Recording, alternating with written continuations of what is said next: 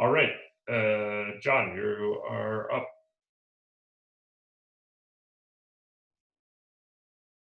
Wait, hang on, wait. We got to unmute you, John. Sorry. We can't. I think you need to unmute you, John. I am unmuted at my side. There you are. Okay, now we're here. Okay, I'm John Craig, and in the next 7 slides, I'm going to tell you about location-based advertising, where it is today. The subtitle is, has that Starbucks coupon finally expired? About 15 years ago, you used to go to conferences, and you used to get these guys on stage new to the business, and it would always be like, wouldn't it be great if you were walking along and you suddenly got a coupon for a free coffee at the next Starbucks? And this was okay the first time, but once you got to the 7th and 8th times, it was really beginning to grate a bit. You know, wouldn't it be great? And, you know, you just thought there must be more to this than just a Starbucks coupon. You can't build a whole business on a Starbucks coupon. So this presentation is really about where we've come since then and what more is there to location-based advertising. I've been doing product management for a long time. I'm currently unattached. I've been working with location and location-based services for the last 20 years, starting with emergency caller location for Ericsson in 1999, doing then what everyone calls triangulation, but it isn't. Multi-cell mobile location technologies based on timing signals. You can do it with power levels. We did timing. Then I got into the navigation business, boxes, apps, sat-nav. Then I worked for a company that had airplanes that flew up and down with LiDAR and built 3-dimensional maps of the Earth, and you took satellite images and created roads from there. But this presentation is all about my recent experiences with Telefonica Germany, where I was brought in to launch location-based advertising, and I've worked with it for the last 6 or 7 years.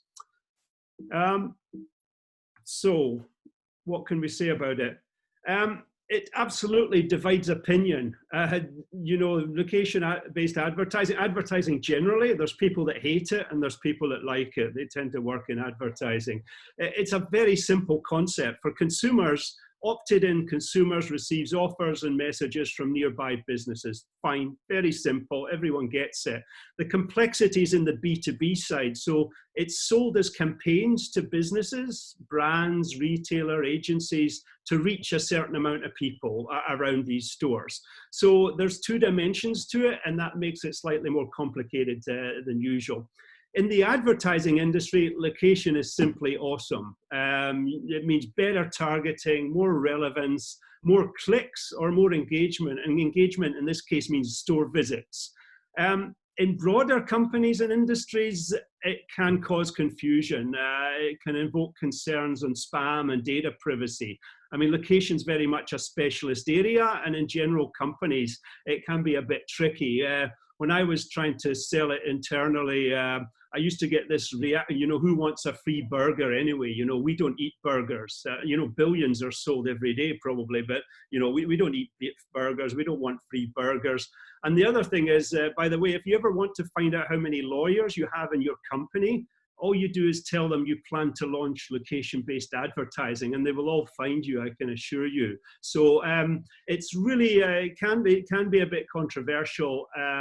Within advertising, they love it though.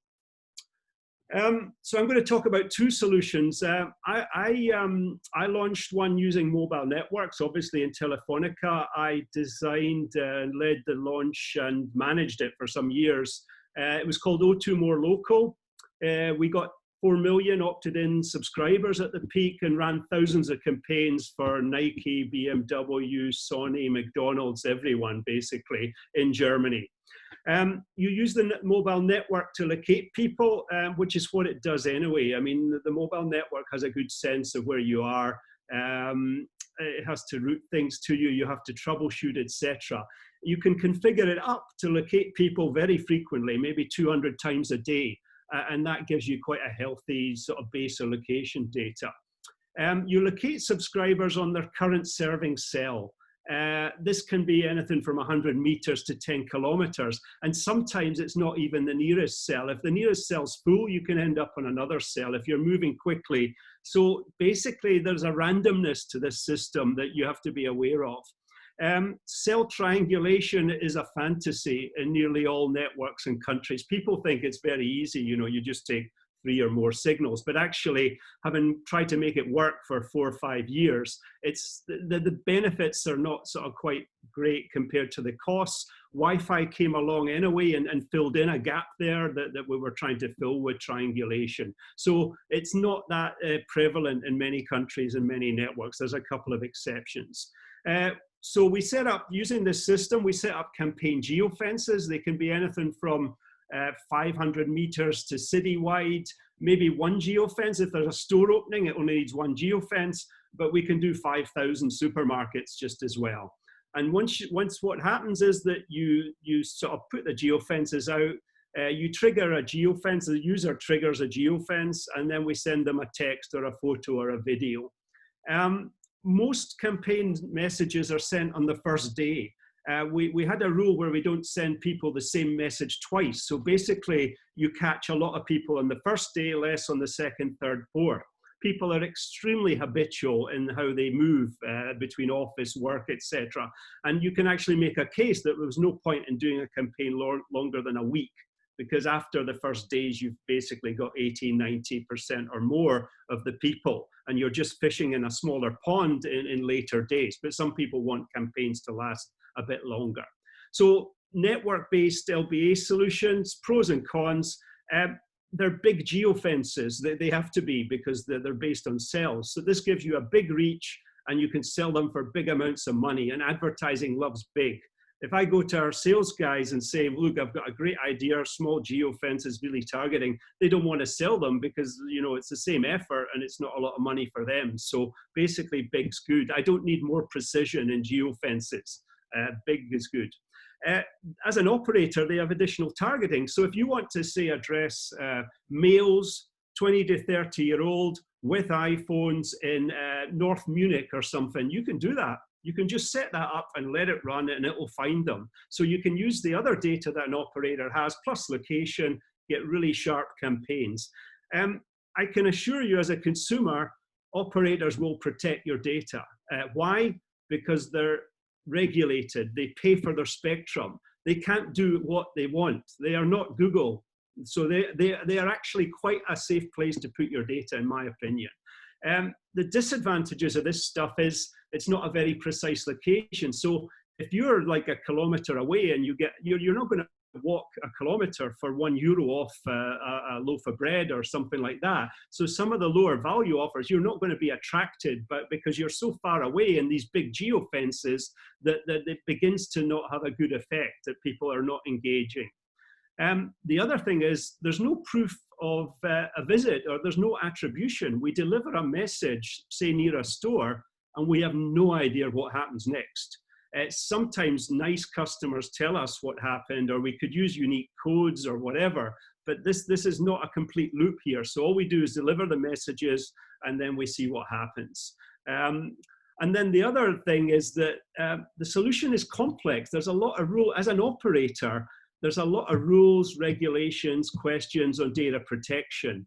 My favorite was always that someone would say, if I was having an affair and went to Frankfurt to see my mistress every Tuesday afternoon, would your system know this?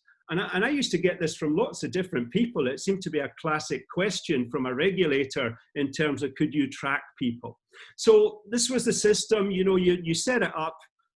You sold 500,000 contacts, 500,000, you put down 500 geofences, and they just started triggering. If you didn't get the numbers, say you only had 100,000 after the first day, you'd increase the geofence size to get more people. But as I say, you got the people very quickly. So that's network-based. Now, the other way of doing this is, which I worked on the last couple of years, is phone app-based LBA solutions. For this, you need location data first. Before you do anything, you need to get as much location data as you can. Now, phones and apps use hybrid location using GPS, cellular, and Wi-Fi. A bit disappointing for me is over the last 20 years, these have remained the main 3 sources for mobile location. For a while, we had Bluetooth beacons, but that was a total disaster. They didn't think that one through at all. So basically, we have free technologies that we can take the data from and try and find the best location based on them. And that's typically how phones work. Now, what kind of apps need location? Well, this is a controversial question. And the thing is, do they really need it? So apps that do need it, you could argue, are things like maps, weather, dating, mobility, fitness. And actually, the list is not a long one. There are other ones that want your location. They may want it because it has a value and they can sell it, but it doesn't naturally fit to the apps. And these are the big apps, not the smaller ones. So the user gets the app and then they agree to terms, and then they configure either foreground or background location. Foreground is like when you're using the app, you get a location. And you never want to rely on consumers using an app. You get very sporadic, irregular, unpredictable locations. So you don't want that. What you want is always or background location. So essentially, the phone every, say, 15 minutes sends out a location, or with more intelligent systems, it sends a location when you've moved a certain distance, because there's no point, if you're at your office or at home for 10 hours, there's no point getting 4 locations that are the same every hour. So you use an SDK that programs it so that you can base it on movement. So what happens is this generates tons of data, and audience segments are created from this based on where the person was, when, what time of day, for example, and how often. So you find frequent flyers by monitoring. You have a map with POIs, good quality POIs are essential here. And you look at airports. So this guy was in airports 4 times a month, frequent flyer. This guy was seen on a golf course twice a month, golfer. This guy was seen near IKEA X times when IKEA was open, no point being there when it's closed, etc.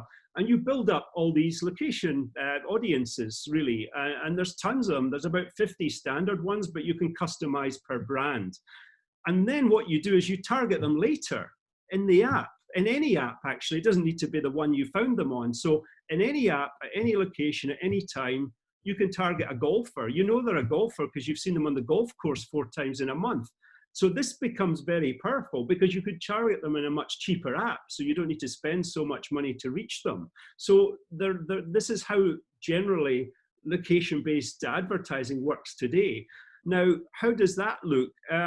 Pros and cons of that. Well, with strong, you can get very sharp location. I mean, if you have a good GPS signal, you can get sub 10 meters or something. Then all these audience segments that you've derived, that you've washed through with the location data and put people in boxes, they can be sold for higher prices because they give better click rates, because you know that they're golfers or cinema goers or IKEA shoppers or whatever. So you get better click rates from them than you would from just a random subset or demographic targeting, for example. The data also has value outside advertising. You can measure mobility. You can measure footfall, even as an economic indicator. You can measure traffic. Corona lockdown observance was using Google data. They threatened to use advertising industry data, but the problem with that is you would have discovered how much fraud there is in the location data, in advertising data, and you might have got some really weird results. So I don't think they went ahead with that, but Google have the best location data on earth, I think. So this is quite good data. There's a lot of it, quite accurate at times. The disadvantages are as follows. When you go indoors, as we know, GPS doesn't work very well. Shopping malls is one of the most common use cases for location-based advertising. So if your GPS fails and you suddenly get cellular or Wi-Fi, it can be very random and it can be very inaccurate suddenly, depending where your shopping mall is. So this is a very hard one to kind of plan for. Location data privacy. Apps are the Wild West. Having worked 7 years in advertising, your data is not safe.